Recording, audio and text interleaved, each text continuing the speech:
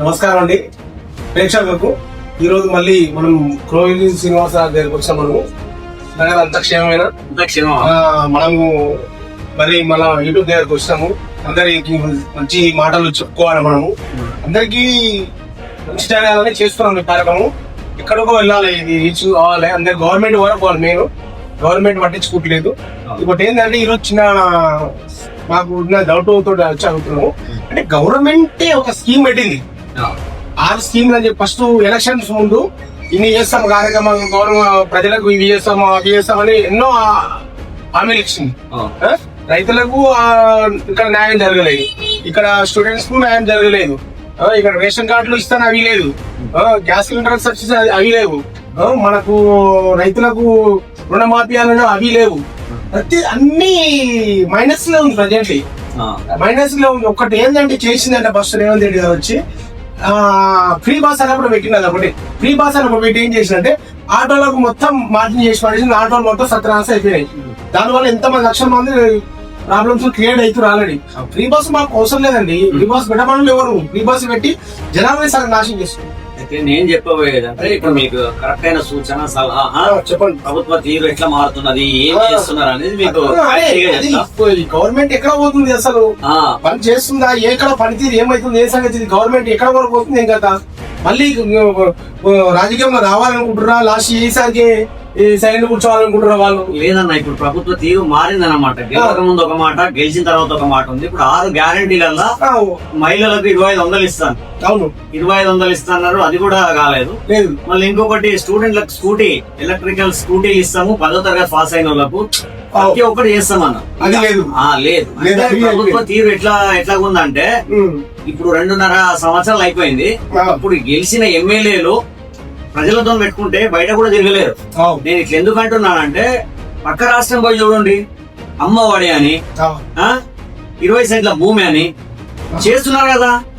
మన ఆంధ్రప్రదేశ్ లో చంద్రబాబు నాయుడు, పవన్ కళ్యాణ్ గారు ఎంతో బ్రహ్మాండంగా చేస్తున్నారు. ఇప్పుడు నేను చెప్పేది ఏంటంటే పక్క రాష్ట్రాన్ని చూసానా ఇచ్చిన హామీల మీద నిలబడి మీరు ఎన్ని రోజులు ఉంటారు. ఆయన కొత్త స్కీమ్ ఏంటంటే ప్రభుత్వం తీరును ఎట్లా మార్చుకోవాలి, రాజకీయ నాయకులు ఎట్లా పైకి రావాలి. నువ్వు ఒక శాఖ మంత్రి ఉన్నావు, నువ్వు ముందుకు పేపర్ ముందుకు వచ్చి ప్రెస్ మీట్ పెట్టాలి. ఏమని, నాకు ఆరోగ్య శాఖ ఉన్నది. ఆరోగ్య శాఖ అంటే డాక్టర్ల గురించి ఆయన మాట్లాడాలి. ఎవరు, దామోదర్ రాజనరసింహ ఆయన మాట్లాడాలి. రెవెన్యూ శాఖ ఉన్నది, ఎవరు మాట్లాడాలి, పొంగులేటి శ్రీనివాస్ రెడ్డి మాట్లాడాలి. ప్రెస్ మీట్ పెట్టాలి. ఎవరికి భయపడవద్దు. మీరు ప్రజలచే పరిపాలించిన పాలకులు, మీరు భయపడకూడదు. ప్రజల ముందు వచ్చి ఎట్లయితే హామీలు ఇచ్చిరు 6 గ్యారంటీలు, మేము అది చేస్తాం, మేము ఇది చేస్తాం, అది కాదు. పేదోళ్ళకి ఏం కావాలి, న్యాయం కావాలి. ప్రతి ఒక్కరు ఇంతకు ముందు ఎట్లుండే హైదరాబాద్ తీరు, ఎవరు వచ్చినా అందరు బతకాలి, అందరు మంచిగా ఉండాలి. ఎక్కడో గుజరాత్, పంజాబ్, ఛత్తీస్గఢ్ ఎక్కడెక్కడ నుంచి బతకనికి వచ్చింది కదా. ఫస్ట్ లాగా ఉందా హైదరాబాద్? లేదు. ఓని మళ్ళీ ఇంకొకటి, ఈ సన్యాసులు ఎక్కడ ఉంటారో ఏం చేస్తారో తెలియదు. మొత్తం ఏంది, డబుల్ బెడ్రూమ్ ఆయన ఫ్రీగా ఇస్తే ఈయన దళాలి పని చేస్తున్నారు. అది మళ్ళా మీరు అర్హులా అనర్హులా అది కాదు, ఇట్లా ఖాళీ అది ఏమున్నది ఇక్కడ అంబర్పేట, గడ్డి అన్నారం అవన్నీ పేపర్లో ఇచ్చారు. ఇంకా అది ఏడున్నదో సరిగా ఎవరికి తెలియదు. ప్రభుత్వ అధికారులకే తెలియదండి. ఇది ప్రభుత్వ అధికారులకే తెలియదు ఏం చేస్తున్నారు. అలా ఇందిరమ్మ ఇళ్ళలో నువ్వేం చెప్పినావు, 6 గ్యారంటీలు ఒకటే పత్రంలో రాయాలి, మేము వచ్చినాకనే మీకు ఇస్తాం అన్నారా లేదా? ఇప్పుడు ఏ పేపర్లో, ఇప్పుడు ఏ మంత్రి అయినా, ఇప్పుడు సీతక్క ఏం చేసింది? సీతక్క వర్షం పడితే ఎక్కడెక్కడ కొండల అడవులలో టిఫిన్ పట్టుకొని అన్ని షూట్ చేసి అన్ని ఇప్పుడు పేదలకు అన్యాయం చేసుకుంటే మూసుకొని ఇప్పుడు సీతక్క చెప్పాలి, ప్రజలకు చెప్పాలి. రోడ్ మీద పట్టుకుని ఆపుతారు, ఆపుతారు, ఏం అన్యాయం జరుగుతున్నది. ఒకప్పుడు ఏం చేస్తున్నారు, ప్రజలకు ఒక న్యాయం, మినిస్టర్లకు ఒక న్యాయం. ప్రజల మనిషి సీతక్క గారు, మీరు బయటకు వచ్చి ప్రెస్ మీట్ పెట్టి తెలంగాణ ప్రజలకు అందరికి ప్రెస్ మీట్ పెట్టి అందరికి మాట్లాడాలి. ఎక్కడ అన్యాయం జరుగుతుంది, ఏడుస్తేనే సరిపోదమ్మా. పేదోళ్ళకి అందరికి చెప్పాలి. సీతక్కనే కాదు, ప్రభుత్వ ప్రతినిధులు ఎంతమంది ఇప్పుడైతే పాలిస్తున్నారు కాంగ్రెస్ ప్రభుత్వంలో అంతమంది జవాబుదారీగిరి అంటే ప్రతి ఎమ్మెల్యే ఎంపీ ఎవరైనా సరే ప్రతి నియోజకవర్గంలో ఇది వర్షాకాలం, పేదోడు ఉన్నాడా, ఏం చేస్తున్నాడు అవన్నీ తెలుసుకోవాలి. మీకు ఏం తెలుస్తుంది పాలన గురించి? ఏమన్నా మేము గెలిచినాము, మేము ఎవరితో మాట్లాడకూడదు అంటే తప్పు. ఏ శాఖ వాళ్ళు ఆ శాఖ గురించి మాట్లాడాలి. ఇప్పుడు రేవంత్ రెడ్డి ఏం చెప్తున్నాడు, అర్హులైనంత మందికి లక్ష ఇండ్లు క్యాలిక్యులేషన్ లేదా? ఈడ కడతారు. ఈ సంవత్సరం మళ్ళీ ఒక సంవత్సరం, అప్పుడేమైతుంది మళ్ళీ ఎలక్షన్ కోడ్ వస్తుంది, మళ్ళా కథలు ఉంటాయి. అసలు మీరు గెలుస్తారా? ఎందుకు ఇంత పేదవాళ్ళ గురించి ఉసురు పోసుకుంటున్నారు? అసలు న్యాయం అనేది లేదా? అసలు పబ్లిక్ గురించి ఏం మాట్లాడాలి? ఏం లేదు. విద్యార్థులను మోసం చేసిండ్రు, రైతులను మోసం చేసిండ్రు. మళ్ళీ ఇంకొకటి ఏంటంటే ఇప్పుడు బీఆర్ఎస్ పార్టీ, కాంగ్రెస్ పార్టీ, ఆ పార్టీ ఈ పార్టీ అని కాదు, ప్రజల మనిషి. ప్రభుత్వం ఎట్లా పరిపాలిస్తున్నది? ఇప్పుడు నేను బీఆర్ఎస్ ఆయన పైకి లేపుతలేను, కాంగ్రెస్ వాళ్ళు కిందకి చెప్తలేను. ఉన్న మాట ప్రతి ఒక్క పల్లెటూరు ఇంత కేసీఆర్ అంత మంచిగా చేసిండ్రు, పల్లెటూరు నమ్మలేదు. ప్రతి ఇంటికి నల్లు ఇచ్చిండా? ప్రతి ఇంటికి రోడ్లు ఉన్నాయా? ఆయన ఏం చేసిండు, ఏం చేయలేదు తెలియలేదు. ఒక యూట్యూబర్ ఏం మాట్లాడతాడు, నెలకు ఆయన ప్యాకేజ్ పంపిస్తాడు, ఈయన ఇట్లా మాట్లాడతాడు, బీఆర్ఎస్ మనిషి. అవన్నీ యూట్యూబర్లు చేసినే కాదు, మనసులో ఉన్న ఆవేదన తెలియజేస్తున్నాడు. వాడు ఎవడో సన్నాసి ఒకటి చేసినదే కాదు. మేం ప్రజల మనుషులం, మేము మాకు అన్యాయం జరుగుతున్నది, మేము మాట్లాడుతున్నాము. సీన్ అన్న ప్రతిరోజు చెప్తా ఉంటా, అన్న ఎక్కడ అన్యాయం జరుగుతుంది నువ్వు అక్కడికి వెళ్ళిపో అన్న. ప్రశ్నించే గొంతుగా మారు. వచ్చేది బీసీల రాజ్యం ఖచ్చితంగా. ఎందుకంటే నేను చెప్తున్నా, ప్రతి ఒక్క కాలేజ్ కాడ ఎవరైనా ఫీజులు కట్టకున్నా, ఎవరికైనా ఇబ్బంది పెట్టినా నువ్వు పోయి మాట్లాడాలి. ఎవరైతే పేద పిల్లలు విద్యార్థులు ఉంటారు కదా, అక్కడ అమ్మ ఒడని స్కీమ్ పెట్టిండు. ఎంత మంది పిల్లలు ఉంటే అంత మందికి ఇస్తున్నా ఇస్తున్నది డైరెక్ట్ బ్యాంక్ లో పడుతున్నాయి. అంటే వాళ్ళు ఇచ్చేది పరిపాలన కదా. పరిపాలన చేత కాకుంటే సలహాదారు ఉన్నారు, ప్రభుత్వ సలహాదారు ఉన్నారు, వాళ్ళకు సూచనలు సలహాలు. ఒక్క ఇంట్లో మనిషి అనిపోతే ఒక 50,000 ఖర్చు అవుతుంది. ప్రభుత్వ లాంఛనంతో వాళ్ళకి ఏమన్నా కొత్త స్కీమ్ తేవాలి కదా. రాజశేఖర రెడ్డి పెట్టిండు, ఏడు యాక్సిడెంట్ అయినా కుయ్ అని అంబులెన్స్ వస్తుంది. మీరు ఒక్క స్కీమ్ అన్నదేంటిరా? ఎందుకు ఈ దరిద్రమైన పాలన మాకు?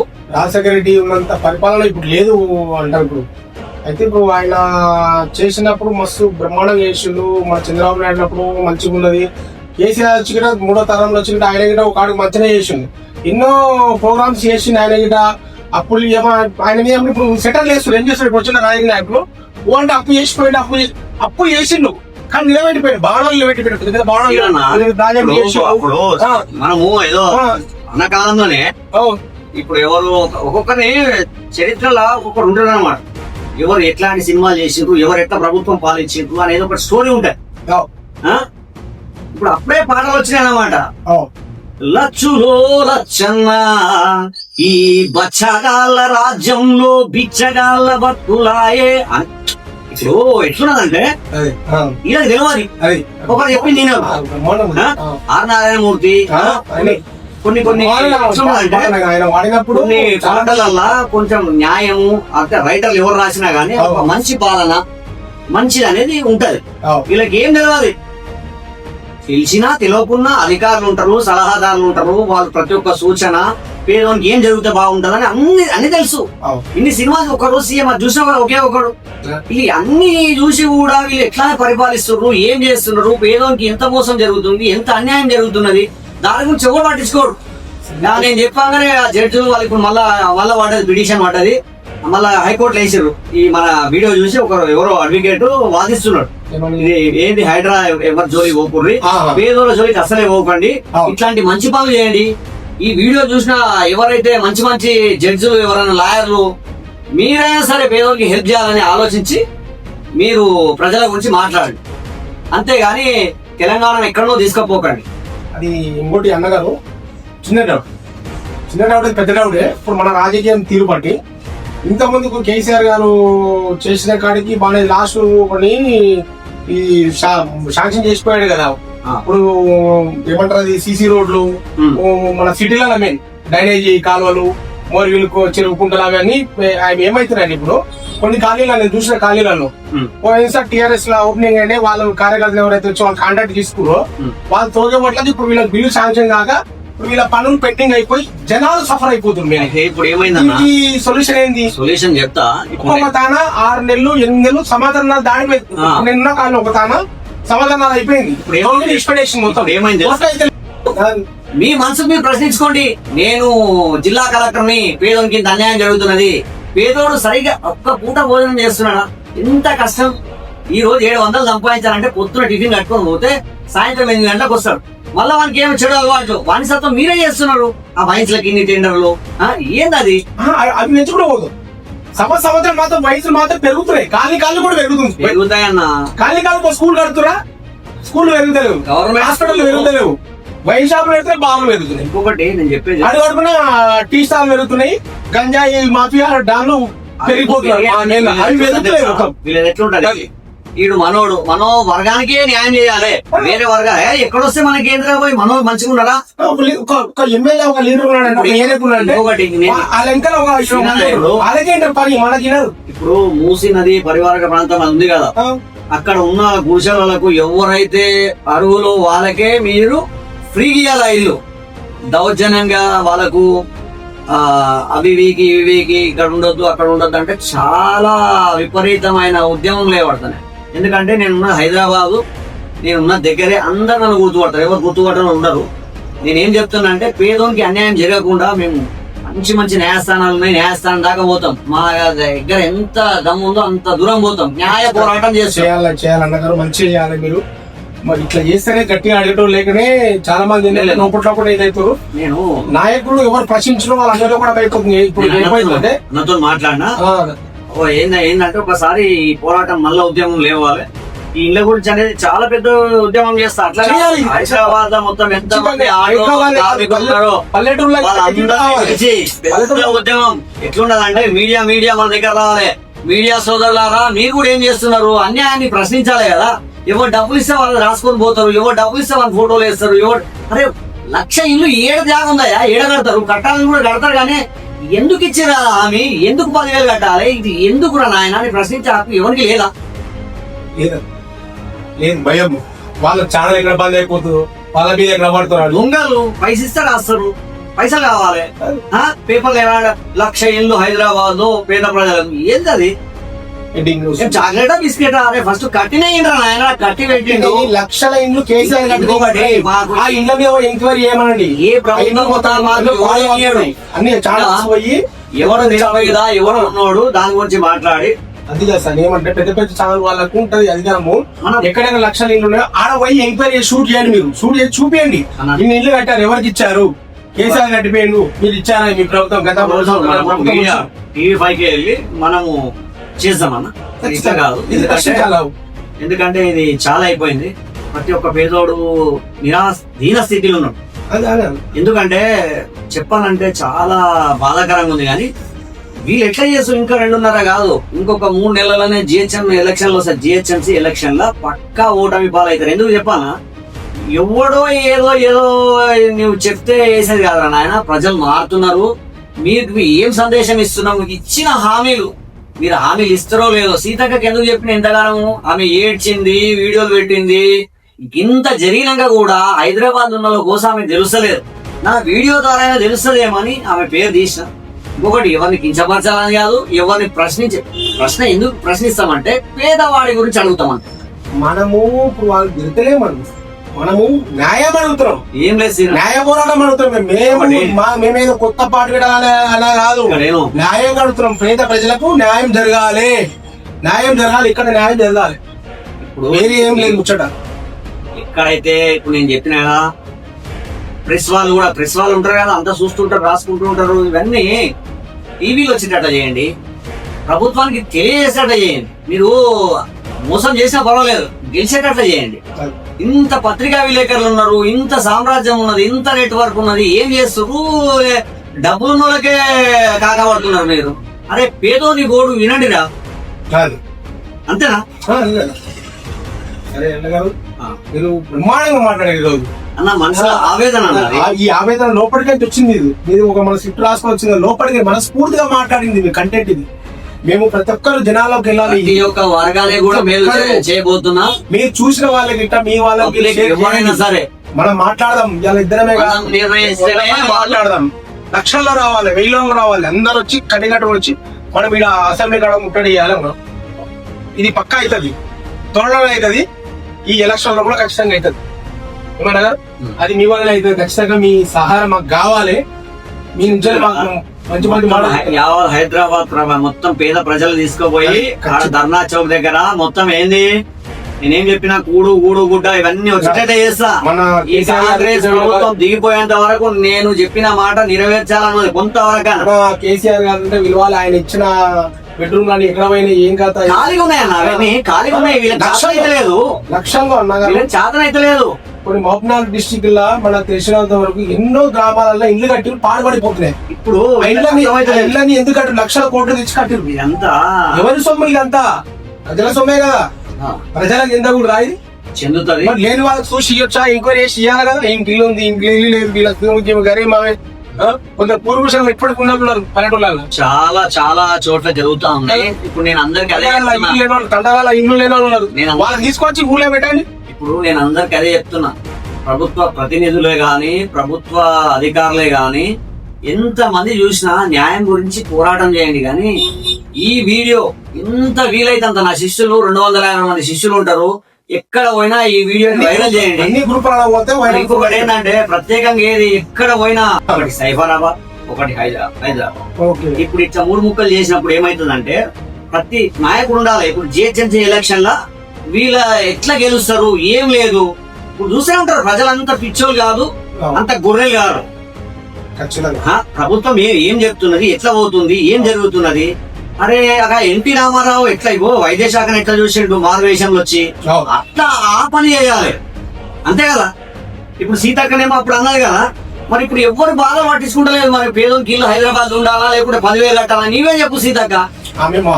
న్యాయం చెప్పాలి, నువ్వు అంత చేసినట్ల కాదు. పేదోడు ఎట్లా కడతాడు. సీతక్క గురించి మహానుభావులు ఒకప్పుడు వర్షాలు వచ్చినాయని పేదలకు బియ్యాలు మోసుకుపోయింది, మూటలు మోసుకుపోయి కాలువలలో తిరిగింది. అంటే వాళ్ళు పేదవాళ్ళు కదా తిరిగింది. నల్గొండ డిస్ట్రిక్ట్, రంగారెడ్డి డిస్ట్రిక్ట్ లో తిరిగింది, వరంగల్ దిక్కే తిరిగింది ఆమె. దయచేసి చెప్తున్న సీతక్కకు పేదోళ్ళ గోడు వినండి. ఇక్కడ హైదరాబాద్ లో 99% అంటే 99% అద్దె ఇంట్లో. అద్దె ఏంటంటే కిరాయి ఇంట్లో. పక్క ఆంధ్రప్రదేశ్ ని పోల్చుకొని మీరు ఏం న్యాయం చేస్తారు. మీరు మినిస్టర్ అయినరు సంతోషమే. మీరు ఎప్పుడైతే ప్రమాణ స్వీకారం రోజు అందులో నేను ఉన్నా, అక్కడ నేను వచ్చి చూసిన ఎంత పబ్లిక్ సప్పట్లు కొట్టినా స్టేడియం లో. కానీ పేదవాళ్ళ న్యాయం జరుగుతుంది అనుకున్న సీతక్క మినిస్టర్ అయింది, న్యాయం జరుగుతుంది. కానీ సీతక్క ప్రెస్ మీట్ పెట్టి ప్రజలకు అందరికీ న్యాయం జరిగినట్టు చేయాలి. ఇదే నా సూచన. సంతోషం. ఇది ప్రజల్లో గ్రహించాలి, ఇంకా మనము గ్రహించాలి మీరు ఖచ్చితంగా. ప్రజల్లో ఒకటి ఐక్యత రావాలి మనలో. రెస్పాన్సిబుల్ అనేది ఇప్పుడు మేము ఏదో మేము చేస్తున్నాం, మా చాదనే కాదు మేము చేస్తున్నాం. ప్రజల్లో రెస్పాన్స్ రావాలి. మీరు ప్రజల్లో మీ ఎమ్మెల్యే దగ్గర మీ ఎంపీ దగ్గర మీరు కొట్లాడాలి, అడగాలి ఏంది కథ ఇదే అనేది. ఇప్పుడు 6 లక్షలు కట్టమంటు 4 లక్షలు ఏడం కడతాం, 10,000 రూపాయలు కట్టమంటు ఏడం కడతాం మనం. అది కట్టినా వాళ్ళకి వస్తుందా రాదా లేదు. దీనికి గ్యారెంటీ ఎవరు బాధ్యులు? సర్పంచ్ ఎమ్మెల్యే కాదు. ఇప్పుడు మన ఊర్లో పైసలు లేని వాళ్ళు అప్పు తీసుకొచ్చి కడతారు సార్. దానికి బాధ్యత ఎవరు? పూర్తి గూడం కొట్టిన సున్నమైన గీకిన రాత జరనైనా గవర్నమెంట్ కట్టిన పైసా రిటర్న్ రాదు. అది బాగా గుర్తు పెట్టుకోను. ఎవరికి కట్టనీయకు మీ వాళ్ళకు. అవి ఎట్లా రాకపోతే ఎట్లా చేయాలనేది మన దగ్గర మన తెలివితోని ప్రభుత్వాన్ని ఎందుకు కింద దించాలి, ఎప్పుడు పైకి లేపాలి అనేది ప్రజలలో ఉంటది. ప్రజాశక్తి అదొక మహాశక్తి. పేదరికం అంటే పేదలు అందరూ అట్లా కింద పడి ఉండరు, నాలాంటి వాళ్ళు వస్తూనే ఉంటారు. ప్రాణాలు పోయినా పర్వాలేదు, అర్థమైందా? ప్రాణాలు పోయినా పర్వాలేదు. నాయ చుట్టూ 100 మంది తయారవుతారు. ఇప్పుడు కాదు చెప్పేది, ఈ సమస్య ఇంకా కూడా మీరు ఇట్లనే పెండింగ్ పెట్టి ప్రెస్ మీట్లు పెట్టకుంటే ఇక్కడ హైదరాబాద్ దగ్గర ఆమరణ నిరాహార దీక్ష, పేదవారికి అన్యాయం జరిగితే నేను ఊపుకునే మనిషిని కాను. మళ్ళీ ఇంకొకటి, మా బీసీ సోదరులు చాలా మంది ఉన్నారు. నా వీడియో ఎక్కడెక్కడ చూస్తున్నారు, ప్రతి ఒక్క డిస్టిక్ షేర్ చేయండి. అందరూ నాలాగే ప్రభుత్వాన్ని ప్రశ్నించండి. చాలా మంచి మాట చెప్పారు. ఇది ప్రజలకు బీసీ అందరూ బీసీలు అందరూ వాళ్ళు ఎస్టీ ఎస్సీ అందరూ చూడాలి. మీరు అందరూ చూడండి. ప్రజలకు ఏం కావాలన్నా ప్రజలు అందరూ పరిపాలన కానే కాదు. బీసీలకు ఒకరికైనా సమస్య కాదు ఇది. ప్రజలు అందరు తెలంగాణకు వచ్చిన సమస్యని ఇది మొత్తం అందరూ గ్రహించాలి. అన్ని పార్టీ వాళ్ళు గ్రహించాలి దీన్ని. ప్రతి ఒక్క పార్టీ గ్రహించాలి దీన్ని.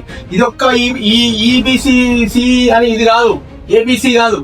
ప్రజల్లో అందరూ గ్రహించాలి, రావాలి. ప్రజల్లో మార్పు రావాలి. మీరు ప్రజల్లో మీరు అందరు గొంతెత్తి అరవాలి. ఎందుకంటే మనం ఈ రోజు మనం అన్న, పెద్ద ఉద్యమం దొరుకుతాయి. పెద్ద ఉద్యమం జరుగుతుంది. జరగాలి. ఆషామాషి కాదు ఇది. ఒకప్పుడు ఆషామాషి కాదు. సంవత్సరాలు ఇప్పుడు ఇంకొకటి నేను చెప్పబోయే నేను అందరూ పిచ్చోళ్ళు లేరు, అందరు ఎర్రో లేరు, అందరు ఎడిగోరలు కాదు ఇవన్నీ. అందరు ఒక్కరు కాదన్నా, రైతులు, విద్యార్థులు. ఆ? మళ్ళీ ఇంకొకటి తెలుసా, ఎంతమంది ఎగ్జామ్ రాశారు నీట్ ఎగ్జామ్, అదేమన్నా న్యాయమా? అదొకటి మూడవదా. మళ్ళీ ఇంకొకటి, మీ ఫ్రీ పథకాలు పెట్టే ముందు ఆలోచించాలి. అయితే మాట్లాడాలా, లేకుండా లేదు. మన పక్క ఆంధ్రప్రదేశ్ లో ఈయన గురువే కదా, ఆయన ఇస్తున్నాడే కదా. చంద్రబాబు నాయుడు బ్రహ్మాండం. నలుగురు పిల్లలు ఆయన పడుతున్నాయన్నా. పవన్ కళ్యాణ్ బ్రహ్మాండం. ఇక్కడ బ్యాంక్ లో పడుతున్నాయి పైసలు. బ్రహ్మాండం. ఇక్కడ నిన్న మనకి గెలిచిన మన ఏది ఆయన పేరు వీళ్ళకి పరిపాలన చేత కాదన్న అది. అసలైతే చేసి చూపెట్టమనాలి. ఇంకా మాకు టైం ఉందంటారు, అవన్నీ కాదన్న. ఏదున్నా సరే మీరు ప్రజలకు ముందు పోవాలి. జిహెచ్ఎంసీ ఎలక్షన్ లో గెలవాలంటే ఇది ఒక్కటి గుర్తు పెట్టుకోండి. అది ఇప్పటికే అయిపోలేదు మీరు ఇంకా. అది అది ఖచ్చితంగా ఇది గ్రహించండి. అన్నగారి సూచన బట్టి ప్రతి ఒక్కరికి మంచి జరగాలి. అందరూ ప్రతి ఒక్కరు మంచి జరగాలి. మా ఒక్కరికే కాదు, మేము కూడా మీ లాగానే ఒక ప్రజలమే. మేము ఒకటి మస్తు స్కీమ్లు ఉన్నాయి. ఇచ్చి మాటలు చెప్పడానికి ప్రతి ఒక్క కుటుంబంలో చనిపోతే రైతు, అది కేసీఆర్ గారు రైతు చనిపోతే 5 లక్షలు ఇచ్చిర్రు.